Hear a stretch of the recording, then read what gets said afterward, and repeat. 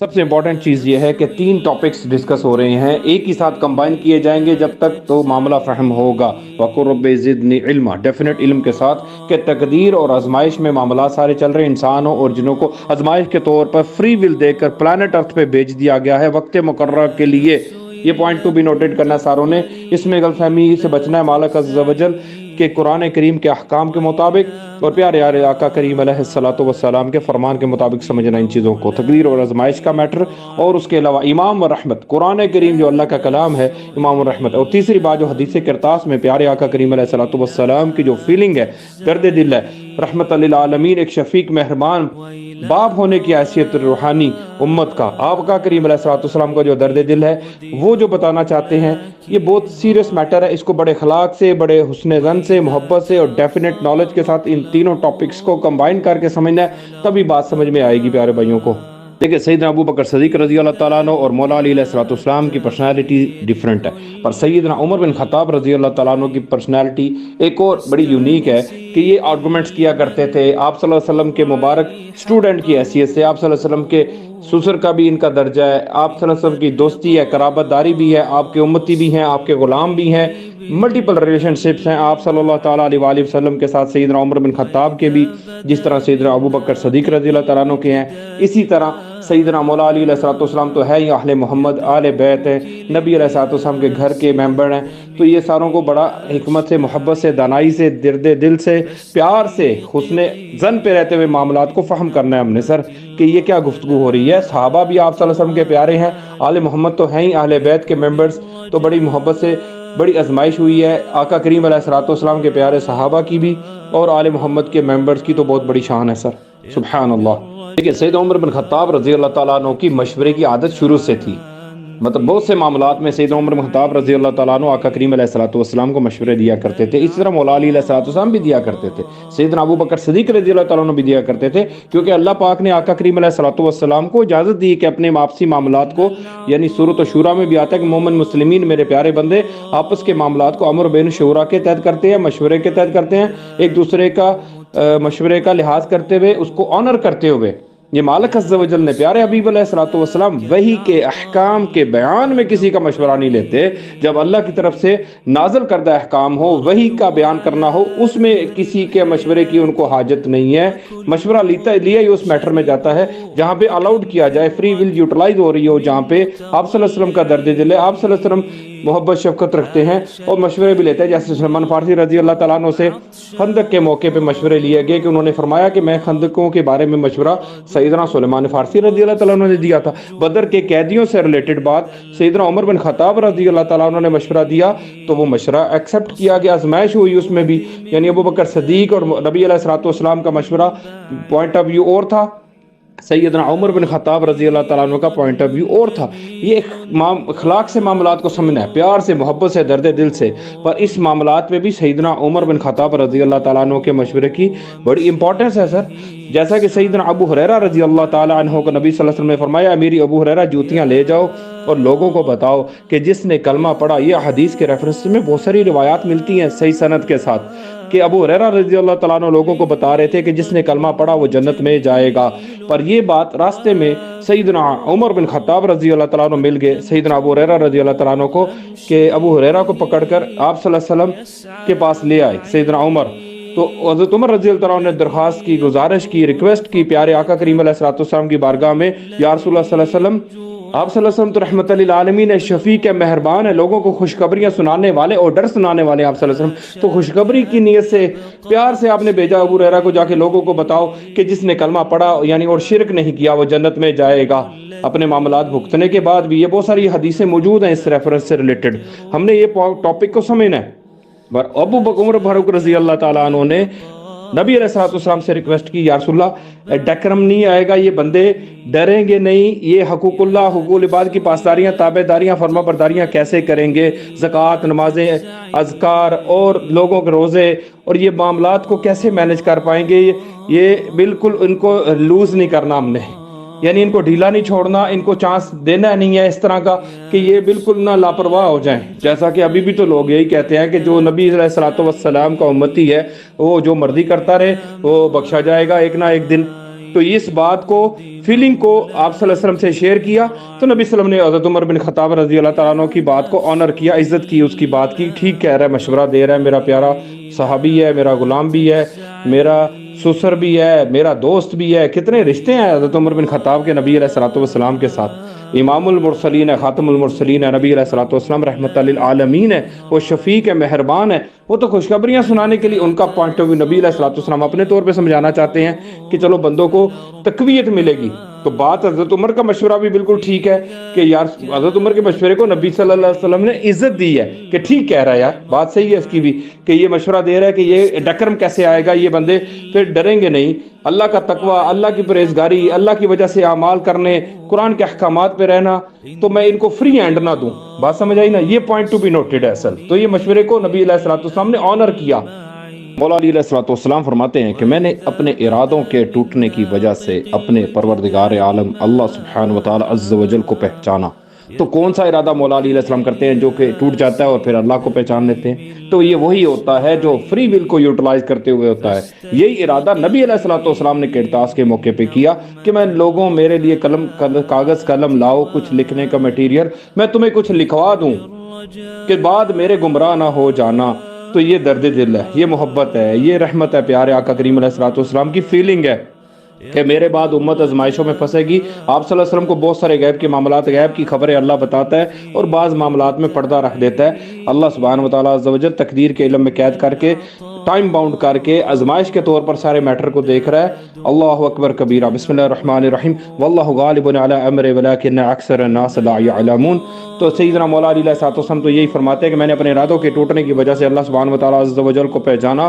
تو جو اپنی فری ول کو یوٹیلائز کرتے ہوئے، آپ صلی اللہ علیہ وسلم کے پاس بھی وہی فری ول ہے، امام الانبیاء، امام المرسلین ہونے کی وجہ سے جب آپ وحی کے احکام کے بیان میں کسی کا مشورہ نہیں کرتے، وہ تو اللہ کے باتیں بتانے میں بالکل کوئی روک نہیں سکتا آپ صلی اللہ علیہ وسلم کو۔ بات یہ ہے آپ کا درد دل ہے، آپ کی فیلنگ ہے کہ میری امت آزمائش میں زیادہ پھنسے گی تو میں کچھ ان کو لکھوا دوں۔ یہ درد دل ہے آقا کریم علیہ الصلوۃ والسلام کا۔ تو صلح حدیبیہ کے مقام پر یہی اسی طرح کی سچویشن بنی۔ تو جب لکھوائی جا رہی تھی تحریر، تو آپ صلی اللہ علیہ وسلم کو حضرت عمر ہی تھے مشورہ دینے والے، کہتے تھے یا رسول اللہ ہم دب کر صلح کیوں کریں؟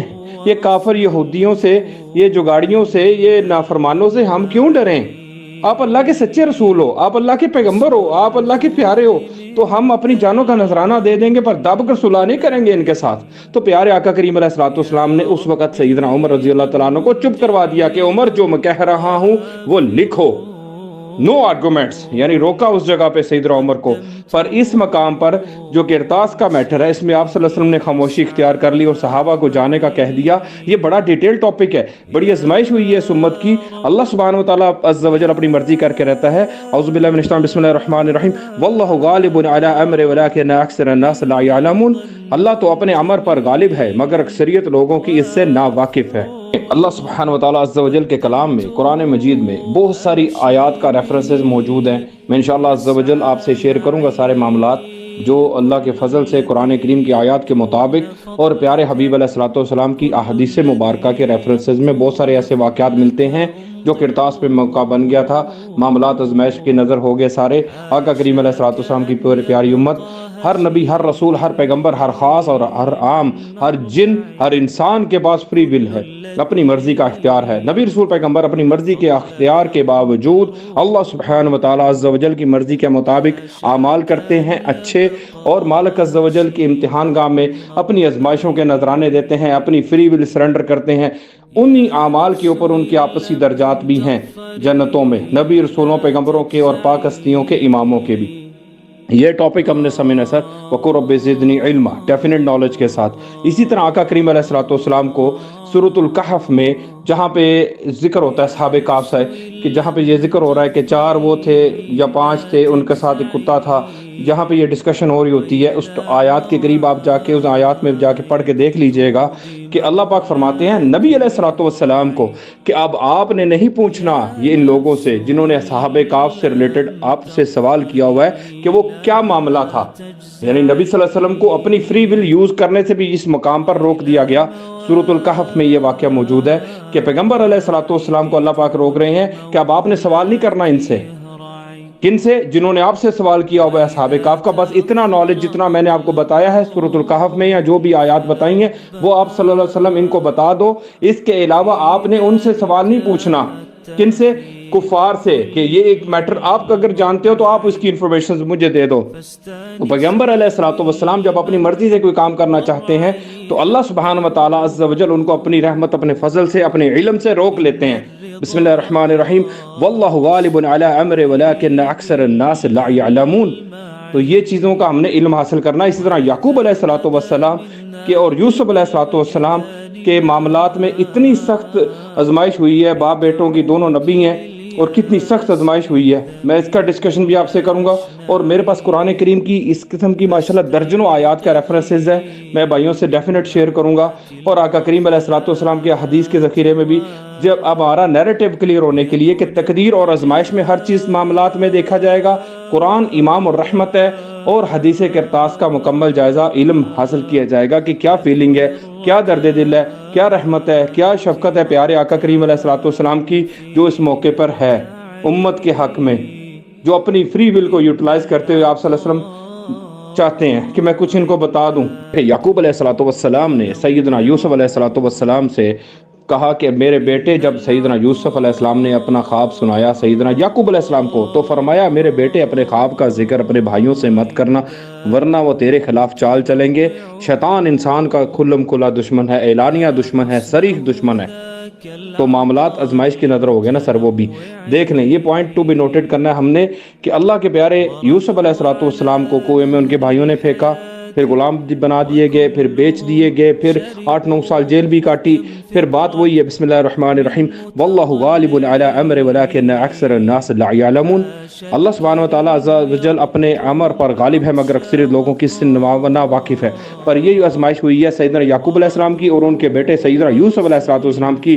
جس آزمائش، عام بندوں کی تو آزمائشیں، نبی رسولوں کی آزمائشیں جو ہیں وہ ان کے خیال اور گمان پر بھی ہو جاتی ہیں. سیدنا یعقوب علیہ السلام نے یہ گمان کیا تھا کہ میرے بیٹے خواب کا ذکر اپنے بھائیوں سے مت کرنا، پر وہ نہ یوسف علیہ السلام نے بتایا نہ یعقوب علیہ السلام نے بتائی یہ بات. تو آزمائش کی نظر تو ہو گئی نا، یہ بات بھی تو آزمائش ہوگی. یہ فری ول کو یوٹیلائز کرتے ہوئے سیدنا یعقوب علیہ السلام نے بتایا تھا اپنے بیٹے یوسف علیہ السلام کو، بیٹا خواب کا ذکر مت کرنا.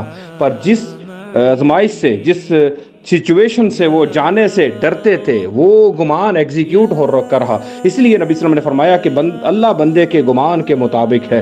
مالک عز و جل کے پیارے حبیب صلی اللہ علیہ وسلم فرماتے ہیں کہ اللہ سبحانہ و تعالیٰ عز و جل کے ساتھ حسن ظن رکھنا ہے. ایمان لانے کے بعد جو تمہیں سب سے مضبوط چیز دی گئی ہے وہ حسن ظن ہے. حسن کا مطلب اچھا، ظن کا مطلب گمان، پازیٹیو تھنکنگ رکھتے ہوئے کہ معاملات کو حسن ظن پہ دیکھنا ہے. یہ حسن ظن کی آزمائش گاہ ہے سر، بڑی سخت. اسی لیے یعقوب علیہ السلام نے جب دوسری دفعہ یوسف علیہ السلام کے بھائی ملنے جاتے ہیں سیدنا یوسف علیہ السلام کو، تو یعقوب علیہ السلام نصیحت کرتے ہیں میرے بیٹوں مختلف دروازوں سے داخل ہونا. یہ بھی قرآن کریم میں موجود ہے آیت سورہ یوسف میں. مگر یعقوب علیہ السلام خود ہی فرماتے ہیں کہ میری یہ تدبیر اللہ کی تقدیر کے آگے تو کچھ نہیں کر سکتی. ہوگا وہی جو اللہ سبحانہ و تعالیٰ عز و جل چاہے گا. بسم اللہ الرحمن الرحیم. کہ یعقوب کی یہ تدبیر اللہ کی تقدیر کے آگے کارآمد نہیں ہے. بسم اللہ الرحمن الرحیم. واللہ غالب علی امرہ ولکن اکثر الناس لا یعلمون.